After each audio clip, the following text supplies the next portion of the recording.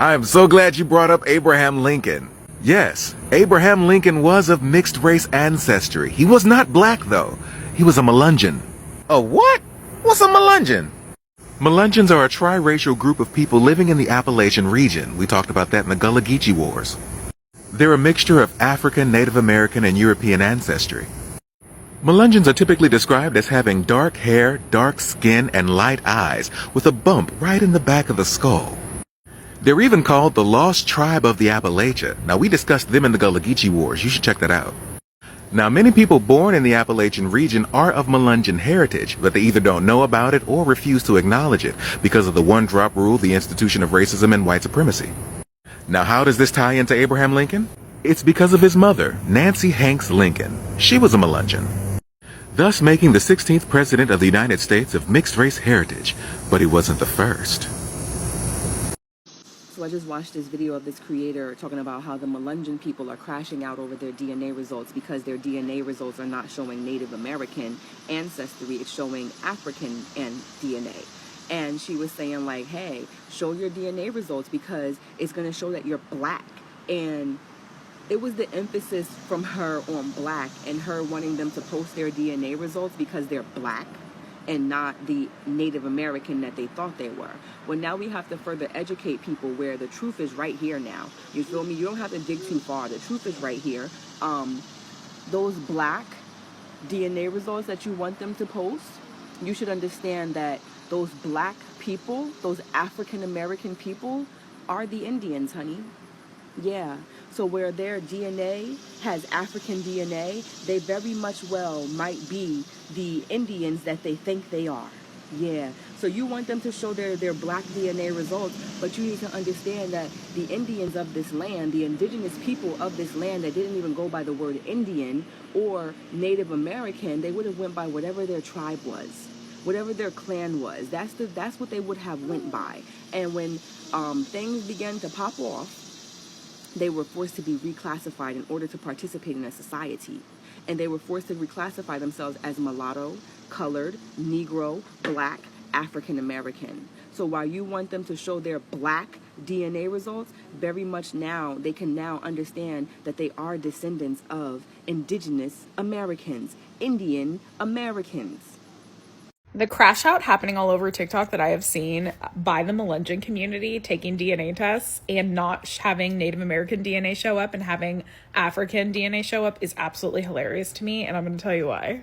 Many Melungeon people from Southern Appalachia have been told their whole lives, and their grandparents have been told their whole lives that, you know, you descend from a Cherokee princess or you descend from a Native American. That's where your dark features come from. That's why you don't look completely white passing, etc. Now, there are some pretty prominent researchers that have looked into this, and people really pushed back when their findings came out. I can't remember exactly the name of the researcher, but he basically researched a whole bunch of the prominent family lines in Southern Appalachia that were Melungeon, one of them being the Collins family and the Goins family, both of which I'm descended from. He ended up finding out that these families had virtually no trace of Native American DNA through genealogy or DNA testing. Instead, they descended from free people of color in the early Virginia colonies, as well as freed enslaved Africans. One of my direct ancestors, actually, a Collins, ended up suing the local government for her freedom. And that's a whole other story about the adversity that the Melungeons faced, how they fought back, and also how they worked really closely with currently enslaved populations. But that's a whole other video. Now, when this researcher came out with his findings and was like, yeah, you guys aren't Native American, you're black. That's why you have these traits. That's where your family comes from. There was an incredible amount of pushback and anti-blackness in the Melungeon communities that was really shown and came to the forefront. What's really interesting is that these people's ancestors were forced to go into hiding, were forced to say and to not claim their African heritage because it was a survival mechanism. Because if they did claim that, the laws of the time would make them and their children at risk for being enslaved.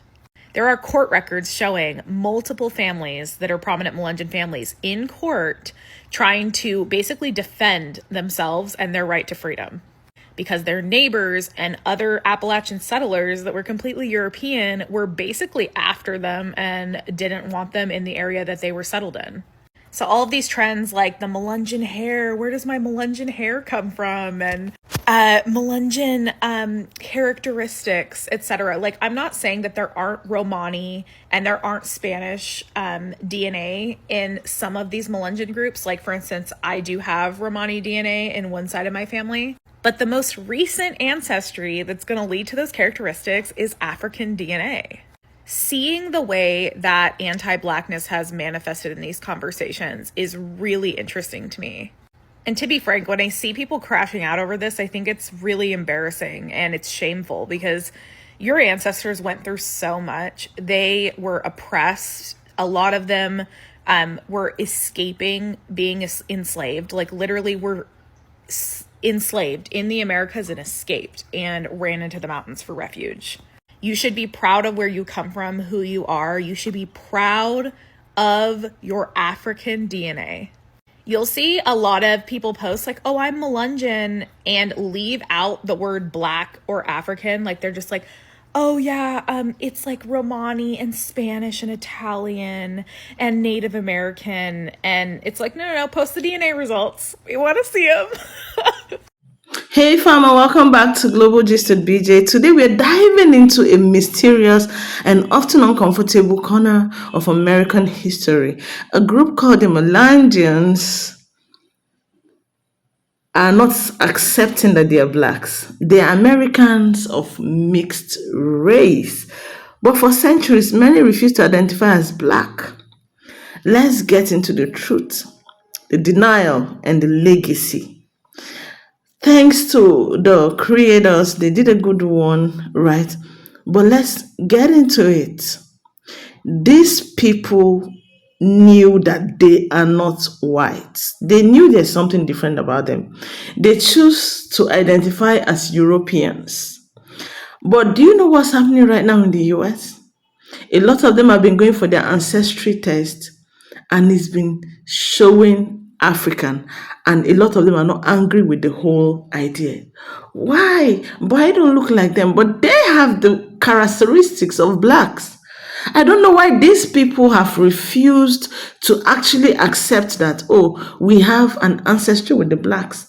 I don't know why, but let's continue to see other views and then we'll come back to talk about it. Jens wanted me to do this so bad. There's a reason why I never mentioned that my mother was a full-blooded Melungeon up until lately. If you'll realize, I've done several hair videos, never mentioned that for a reason. It's because there's several videos I've seen on here of nothing but false information. And I know they'd be the first ones to come in and be like, that ain't true. So I thought, you know what? Now that I've got a couple minutes where I'm on vacation the rest of the week, I'm going to post my receipts first, and then we can talk about Melungeon. This is my great-grandmother, Eliza. You can obviously see there. But I think this picture also screams Appalachia. And you know, it's still like that in the depths of Appalachia. And this is her boy, her son, Kendrick. What you know about them Melungeon men, baby? Hey. That's my mama and 3 of her siblings. The 4th one wasn't born just yet. But, I mean, these, I don't feel like I need to talk. You can just look. Hair for days. I still have a real hard time looking at pictures of my mom. So, in the red pants is her mother, and the rest are her siblings. Look at that skin and hair. We'd get together every Memorial Day weekend and have a cookout and have our own little mini Melungeon convention. That's my mom and her sister being crazy. They had a good time together. My mother was a Goins. If you know absolutely anything about Melungeon history, that right there should be enough to shut you up. Oh, the same way I can tell if someone is white or black, or with my eye, I can look right at you and tell if you're a Melungeon or not. Obviously, there's those you just see with your own eyes. There are characteristics that are just... we have some call it a bump, but the bump is because of the dip. There's a dip in our skull that found in anyone else. Melungeons are known to have not only dark skin and super kinky, curly, porous hair, that hair that you've never, it doesn't feel like anyone else's hair that you've ever felt before. Believe you me. Actually, my cousins and I were just commenting on Facebook recently, like literally last week, talking about our hair troubles, and our cosmetologist, Deborah, she would be like, I swear y'all's hair feels exactly the same. The majority have what is known as the wild color eye. It's blue, green, grayish tint, but now there are some Melungeons that have brown eyes. There are a lot of misinformation that's like it's only dark features. No, not necessarily. Had the African American skin with these kind of eyes. It wasn't until I mentioned Melungeon, somebody in the comments had said, isn't that a derogatory term? And I was like, what the heck? Well, then there's somebody else that's posted a video on here, and her herself had commented, well, we don't use that because it's derogatory. Listen, honey, I've never heard that in my life. We don't use Melungeon in a derogatory term. We are what we are. And that kind of bothers me that is being pushed out there by others, saying that that's not offensive. Another thing is, these people are from Newman Ridge. The only reason why I'm sharing this is because I don't live there anymore, so I'm okay with it. It's not from somewhere up north and somebody trying to tell you, no, we're still here. So in my area, it's really common for everybody's got Melungeon history, Melungeon heritage, but there are some that are stronger than others. As far as full-blooded in today's time, in my area, the most are going to be the Goins, Collins, Gibson, Minor, Mullins. I'd say those are going to be the top 5. My family that I just showed you not only are Goins, but they married a Gibson as well. So you've got 2 full-blooded. That's why I think their characteristics and traits are so strong. Unfortunately, all of my mom and her siblings have gone on except one, Anna, and I love Anna to death. I think she's a beautiful lady, and you can definitely tell she's Melungeon. Our roots go back to Romney Chell gypsies, and I do believe that is why Melungeons to this day are very superstitious. Lots of those things they still live by. My mom was huge on it. So obviously we couldn't cling to the African American community because of our eye color and the fear of being sold into slavery. We weren't white, so we couldn't hang out with those people either. That's why we were able to flee and hide in the hills of East Tennessee, Newman's Ridge, Hancock County. By staying hidden in the mountains and only depending on ourselves, we were able to really get good with gardening and herbology and horticulture. Almost a century ago now, we finally got brave enough to start coming out of the mountains, and so that bred a lot of Melungeon and kind of watered down the Melungeon heritage. In the mid-90s, a scientist, I'm almost certain he was from Utah, had wrote to my cousin, who was a Goins, obviously, and asked if he could come and run her DNA just to see where today's Melungeon, which has obviously been watered down extremely, where that DNA lies. So she was like, yeah, sure. So they came out. It's Native American, African American, European, obviously. And one of the surprising factors that we didn't realize was Portugal. There's a Portuguese part in there. And there was like a 2.8% unknown. Being a part of the Goins lineage, our name is in a book. And I think that's really cool. The MHA holds annual Melungeon conventions. They're usually in the summertime. This year, I think it's going to be in July. I'm pretty sure. And it's in Hillsborough, North Carolina. For being little, we had a preacher come to our church. And my mom could tell right away because all the Melungeons, they got that look, you just know. And she was like, I know he's Melungeon. And he got up there and he said, my name is such and such Gibson. And me and Mom looked at each other and we was like, so as soon as it was over, she walked up to him before she could say anything. He was like, what's your last name? And he's like, we got to be cousins. She said, we are. I'm Goins. And I just thought, that's hilarious because I don't know of anybody else that's able to do that. Just be able to look and be like, that's my relative right there. I want to encourage you, if you find any of this interesting, go and do your own research. Obviously, ignore everything from Wikipedia. There isn't a high school or college out there that will allow you to use that as a source of information because you and I can literally put anything we want to on there about anybody. So, but other than Wikipedia, research it. Read some of these free ebooks and you'll get to see Goins used often, all about Newman's Ridge, and it'll go in more depth than I can in a 10-minute video. The Sunset, The Melungeons of Appalachia. That's the title of a wonderful book you guys should check out. My cousin Jack Goins wrote a book called Melungeons, Footprints from the Past. It's available on Amazon. And like I said, if you got the time and you find this stuff interesting, do some research. Check out some of these books. I think you'll like it. I'll never understand the black people who are trying to convince me that I'm a Native American.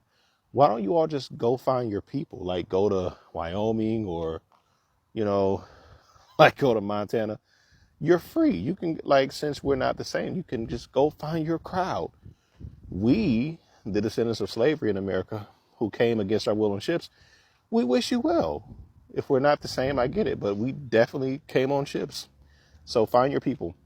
But, I talk to people who say, well, I can trace my family, we were Native Americans, and you got the same nose I got, right? But there are reasons, there are explanations. So first of all, it is true You can go back to the 1600s. We know it is well documented that there were hundreds and hundreds and hundreds, I mean, even just in Virginia alone, of runaway slaves who, oh, I thought this dog was going to attack me. Runaway slaves who ran to these indigenous tribes. There was cooperation, right? So this is before Bacon's Rebellion. After that, the government tries to force division between these two groups. But it's very possible that your family got mixed in that way. The first runaway slaves were not in 1850. I mean, people from the very beginning, the very early colonial period, were running away. And some of those runaways found themselves in swamps, in the backwoods. And that's how they got free and stayed free. They stayed off the radar. Again, this is as early as the 1600s. So, yeah, it's very possible that your family traces there and you don't really find a connection to slavery because they were hiding out in the swamps for a long time. So there are explanations for these things. You just can't get around what is documented in the transatlantic slave trade. Now, there's another way that your family may have gotten involved. A lot of those tribes practiced black slavery. So if you say my family was with the Cherokees, yes, because they were probably enslaved. Not sure why you're really clamoring to claim that, but go off. It is what it is. Through that video, I realized not a lot of people know what Melungeons are or where they come from. To give you a little bit of background, Melungeons are typically known as a triracial group that was isolated to the Appalachian Mountains, specifically southern Appalachia. Now, while there are some Melungeons that do have really well documented Native ancestry, that is a small percentage in comparison to the rest of us. Most of us have mixed African and European DNA. Depending on which family line you come from and where your family is currently located, that admixture is going to vary. I know that a lot of people were really upset by me saying that most Melungeons are not Native. And while that is true, and I stand by that because the research, data, genealogy, records, and DNA show us that that's true, you might be one of the few Melungeons that actually do have Native ancestry. So I'm not telling you to completely discount that by any means. I am not the authority on the matter, nor an expert. If you are interested in finding out whether or not you are Melungeon and you suspect you're Melungeon, first, number one, you need to build a family tree that goes back 8 generations. If you have a hard time finding records, I encourage you to get on Ancestry.com or I think it's called Family Tree. They have a really good database. Now, if you see white in the census records, do not stop there, okay? Ancestry.com has a very limited database of records in comparison to websites like freeafricanamericans.com. That's where I was able to trace back a lot of the court records of my family. I think the way you would explain it is they were going to court about tithables, which is essentially like one of my ancestors married a very clearly documented, formerly enslaved woman, and he was supposed to pay taxes on her. So he got taken to court for that. That's just one example of some of these records that you're able to find that can confirm that mixed race or African ancestry in your family line. I am Indigenous on the other side of my family, and I already posted a clarifier about this. My ancestry results are pinned to the top of my profile if you want to look. I am Indigenous. That's a completely different line. My Indigenous ancestry does not come from my Melungeon side of my family.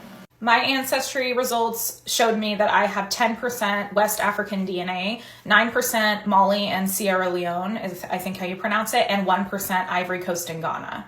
So I'm about 10% African, and for those of my family members that put their results on private, they would be about double that because they were one generation closer, so they'd be around 20%. We're talking about levels of African ancestry that that was a great-grandparent or that was a grandparent of somebody, right? And so when you have it as close to me as I do, it's very easy to find those records. I was able to pin them down very quickly. Now, if it's further back, it's going to take a little bit more work, but I do think it's worth it. I'm really proud to have the African ancestry that I do. And it's something that's important to me to reclaim that and tell this story about Melungeon people and people that are mixed race like me. If your parent or grandparent ever said that your family is Black Dutch and you're not sure what that means, well, this video is for you.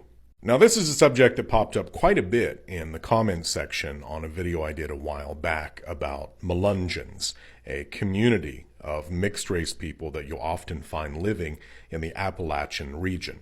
And Melungeons are indeed one of 2 primary groups that are sometimes called Black Dutch. But to understand those groups and why Melungeons are sometimes called Black Dutch, let's look at the origin of the term.